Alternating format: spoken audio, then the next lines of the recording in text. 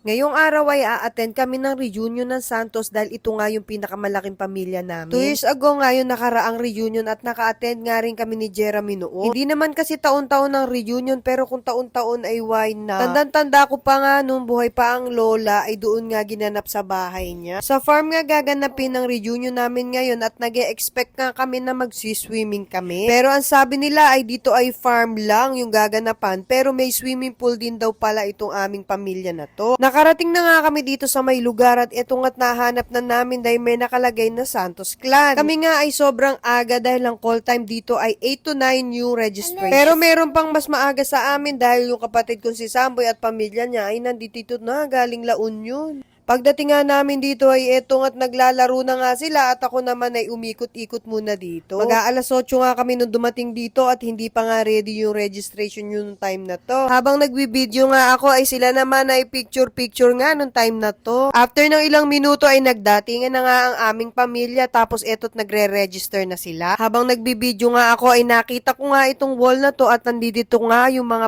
pamilya namin. Pinakamalaking pamilya nga itong kay Lolo Onyong at Elang dahil ito nga yung nasa taas na to. Sa totoo lang, marami nga rin hindi naka-attend dito dahil mga nasa abroad o kaya busy sa work. Pero habang nagbibideo nga ako dito ay nakakatuwa lang dahil meron nga silang pakulo na hindi magkakatabi ang bawat pamilya. Hay nako, hindi mawawala talaga yung gantong nagsasayaw talaga sila mama, sila ate Jojo at ate Meme. Naku, lagi-lagi ito. Ayan, sila Julie, sila Jaja, yan mga regular dancer talaga iyan. Kaya nakakatuwa at binibideo. Kapag kaganto ay saglit lang talaga silang nagpa-practice.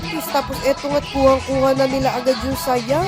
Habang naghihintay nga dito sila Jeremy, siguro napapaisip kung kakain na. Pero nakita ko nga yung mga food at meron pa nga palitsyon. Kami nga pamilya Onyong at Elang ay mga naka-black. Tapos yung iba naman ay iba naman din ang kulay. Kapag ka nga bumunot ka ng seat mo ay hindi mo nga katabi yung mga pamilya mo. Kaya nga yung mga naka-black na pamilya namin ay hindi magkakatabi. After nga nito ay tinawag-tawag na nga yung aming pamilya para mag-picture taking. Naku, hindi nga kasya. Pero sa totoo lang, sobrang daming ang kulang nito dahil mga nasa abroad tsaka mga nagwo-work din. Tinry ko nga ang picturean nito at eto nga at nakuha pa nga ako sa video. Mayroon ding nagsayaw na aming pamilyang mga naka-purple at eto nga at binidyo ko na rin. May pa-games nga dito na bring me daw na titang magaling sumayaw at eto nga si mama. Mayroon nga rin pa-bingo dito na may premyong 1,000, 2,000 tsaka 5,000 kaya nga sumali din kami. At eto na nga may pa-games nga ulit at eto't nagkakagulo dito sila sa may stage. Sa totoo lang, sobrang laki talaga ng Santos family. Kaya nga pagka nakikita namin sa mall o kaya kung saan man,